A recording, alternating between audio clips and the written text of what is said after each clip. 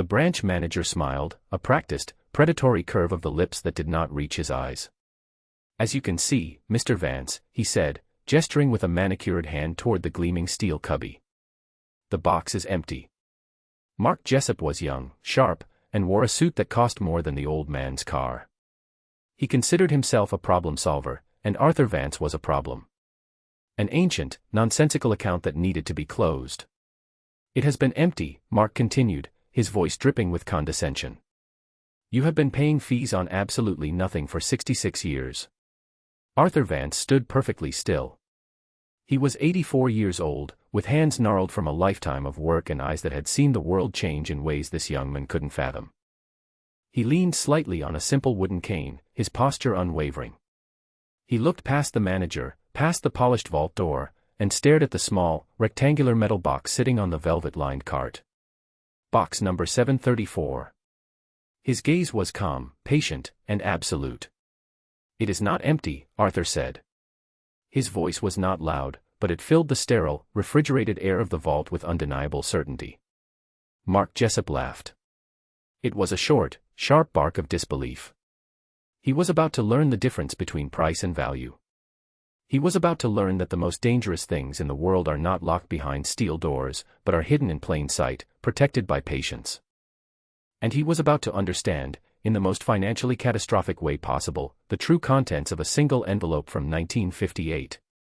The story of that envelope did not begin in the cold, modern vault of Viridian Trust. It began 66 years earlier, in the dust and sunlight of a freshly graded plot of land. It was 1958. Arthur was 18, strong and full of the easy confidence of youth. His father, Thomas Vance, was the opposite. Thomas was a man of quiet calculations and deep-seated skepticism. He was a surveyor by trade, a man who believed the world was governed by lines, angles, and things that could be written down, notarized, and filed away. He trusted paper more than he trusted people. Especially people from banks. The first Heartland Farmers Bank was building a new branch on the edge of town, and they had bought a 2-acre parcel from the Vance family to do it. Thomas had watched the entire process with a hawk's eye. He walked the property line every morning. He compared their blueprints to his own decades-old survey maps. And he found something. It was a tiny error, a footnote on a deed, a discrepancy of less than 10 square feet. A small, forgotten triangle of land directly where the bank planned to pour the foundation for their main vault. It was an oversight so small that no one else would ever notice it. But Thomas Vance noticed everything. He didn't raise a fuss. He didn't file a complaint. That was not his way. Instead, he saw an opportunity. Not for a quick payout, but for something far more permanent. A legacy of caution. He met with the bank's lawyer, a man eager to finalize the sale and move on. Thomas proposed a simple, elegant solution to the title discrepancy. He would cede the tiny parcel to the bank for the grand sum of $1. However, the deed would contain a specific reversionary clause. It was a highly unusual clause, tied not to a date, but to a physical object. A small, brass survey marker that Thomas himself would drive into the ground at the northernmost point of the disputed triangle. The clause was simple. If that specific brass marker, Survey Point 7B, was ever removed, disturbed, or built over, the ownership of that 10-square-foot parcel of land would immediately, and irrevocably, revert to Thomas Vance or his designated heir. The bank's lawyer, eager to close the deal, saw it as the harmless eccentricity of an old farmer. He agreed without a second thought. It was, he would later tell his partners, the most expensive mistake of his entire career. The day after the bank opened, Thomas took his son Arthur to see it. He handed Arthur a key and a yellowed envelope. "I've rented you a safety deposit box," Thomas said. "Number 734. The fee is paid for the first year. After that, it's your responsibility." Inside the envelope was a notarized copy of the deed addendum containing the reversionary clause, and the original survey map with point 7B circled in red ink. "Put this in the box," Thomas instructed. "And never take it out. Pay the fee every year. Don't ask why. Just do it." Young Arthur was confused. "Why, Dad? Why would we keep a document about this bank inside this bank?" Thomas Vance smiled, a rare and knowing expression. Let them be the guardians of their own undoing, he said. Let them charge us a fee to protect the one thing that holds them accountable. There is Northwest safer place for it. Arthur did as he was told. He placed the envelope inside box number 734. And then, the waiting began. 66 years is a lifetime. It's long enough for a sapling to become a shade tree, for a town to become a city, for a memory to become a legend. For 66 years, Arthur Vance paid the fee. It started at $3 a year. First Heartland Farmers Bank was bought by a regional bank in the 1970s. The fee went up to $5. That bank was acquired by a national conglomerate in the 1990s. The fee jumped to $20. Finally, Viridian Trust took over, a corporate behemoth with no connection to the land or its history. The fee was now $75 a year. Through it all, the payment was made. Arthur married his sweetheart, raised 3 children, and buried his parents. He worked the same land his father had, adapting to new technologies but holding on to old wisdom. His wife, Martha, would sometimes look at the annual bill from the bank. "Arthur, are you sure there's anything in that box? You haven't looked inside since you were a boy." He would just pat her hand. "It's an investment, dear. A promise I made to my father." He never bragged, never hinted, never needed to. The knowledge sat inside him, quiet and dormant, like a seed in frozen ground. He paid the fee. 66 times. He waited. Then, in the spring of 2024, the letter arrived.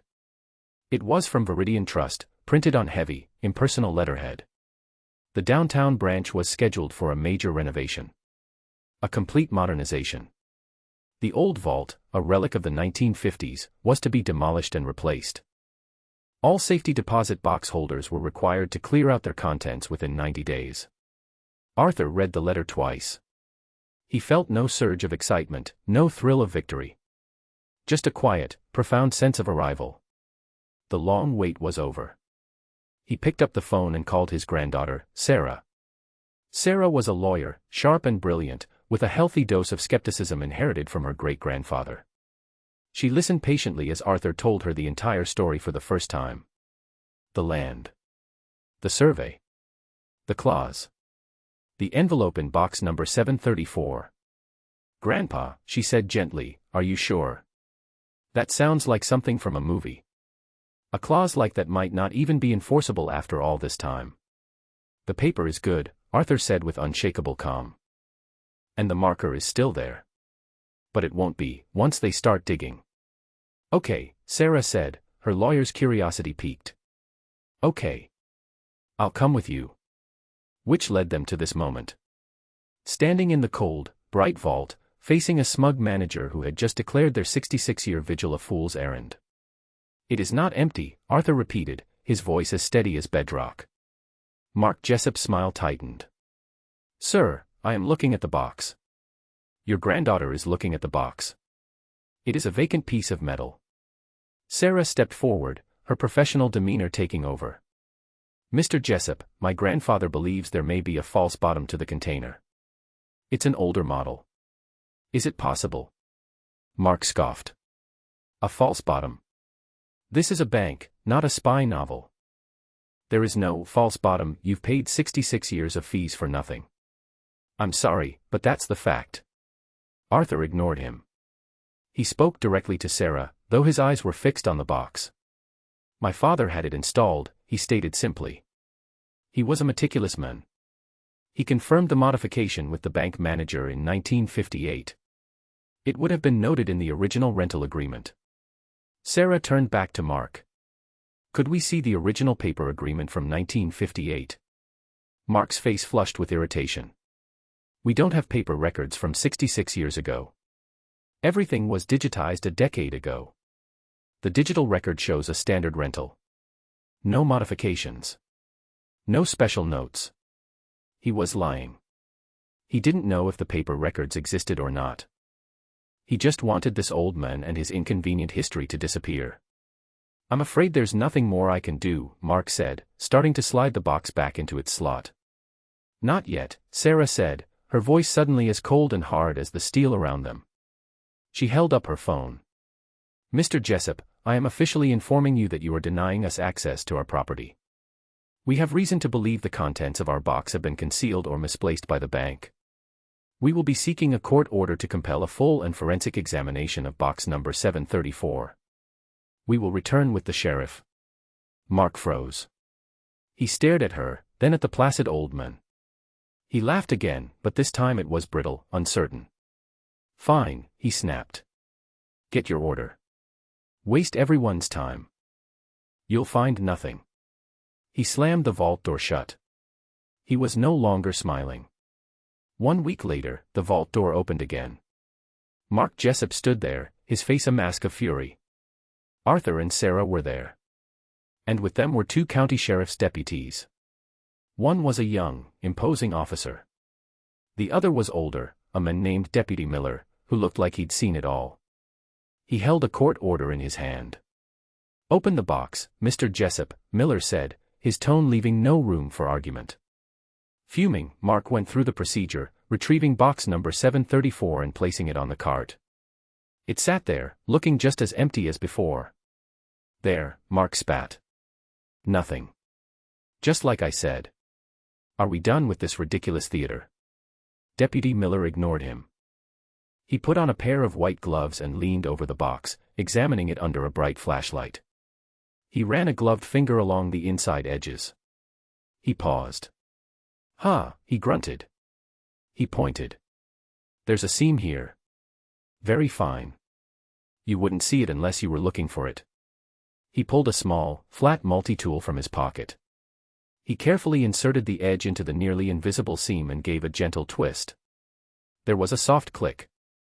A thin sheet of metal, disguised to look like the bottom of the box, popped up. Beneath it, lying perfectly flat in a shallow recess, was a single, manila envelope. It was yellow with age. On its surface, written in the elegant, faded cursive of a bygone era, were 2 words, "Vance Property." And a date. 1958. The silence in the vault was absolute. Mark Jessup stared, his mouth slightly open, his face draining of all color. He looked like a man who had just seen a ghost. Sarah carefully picked up the envelope. Her hands were perfectly steady. She opened the unsealed flap and slid out the 2 documents inside. One was the survey map, the red circle still faintly visible. The other was the notarized deed addendum. She unfolded it and began to read the reversionary clause aloud. Her voice was clear and steady, each word a hammer blow against the bank's arrogance.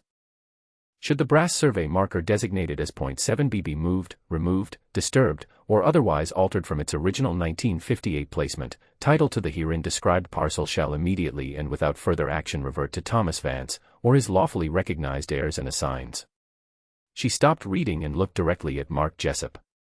"Your bank's renovation plans are a matter of public record, Mr. Jessup. I reviewed them this morning. The demolition of the old vault requires the excavation of the foundation. An excavation that will obliterate a certain brass survey marker." She held up the map. .7b, located directly beneath our feet. The truth descended on Mark Jessup like a physical weight. This wasn't about an old man's empty box. This was about the ground the bank was built on. Their entire multi-million-dollar renovation, their corporate timeline, their future plans, all of it was now held hostage by a 66-year-old piece of paper that they themselves had been guarding. Deputy Miller looked from the document to the pale-faced manager. "Well, I'll be," he said, a slow grin spreading across his face. "Looks like the box wasn't empty after all." The aftermath was a quiet storm. Viridian Trust's corporate lawyers descended, first with bluster, then with threats, then with increasingly desperate offers. They tried to claim the clause was obsolete. Sarah showed them the unbroken chain of fee payments for 66 years, proving the contract had been continuously honored. They tried to claim eminent domain. Sarah pointed out they were a private corporation, not a government entity. They were trapped. They couldn't proceed with the renovation without destroying the marker, and they couldn't destroy the marker without ceding ownership of the most crucial piece of their foundation to Arthur Vance. The initial offer was $10,000. Arthur, through Sarah, calmly said no. The offer went to $50,000. Then $100,000. Each time, the answer was the same. A polite, firm no. Finally, the bank's regional president called, his voice strained. He asked what it would take. Sarah didn't negotiate for the value of the land. That was worthless. She negotiated for the value of the bank's problem. The cost of the delay. The price of their arrogance. The final settlement was for $24 million. Mark Jessup was quietly and permanently transferred to a compliance position in an office park in Omaha. He was no longer laughing. Arthur Vance deposited the check in a different bank. He didn't change his life. He still lived in the same house, drove the same truck, and had coffee with his friends every morning. He used the money to create educational trusts for his 7 grandchildren and 3 great-grandchildren. A few days after the check cleared, he drove to the old cemetery on the hill. He stood before his father's headstone, the granite weathered by 66 winters. He placed a simple, wild daisy on the stone. He patted the top, a quiet, final gesture. "We waited, Dad," he whispered to the wind. "It's done." In a world that moves faster every day, that prizes speed over substance, Arthur Vance had proven the enduring power of a forgotten virtue. He had proven that patience is not passive. It is a silent, relentless pressure. He didn't need to fight the bank. He just needed to wait for the bank to fight itself, armed with a single piece of paper they had kept safe for him, in box number 734, for 66 years.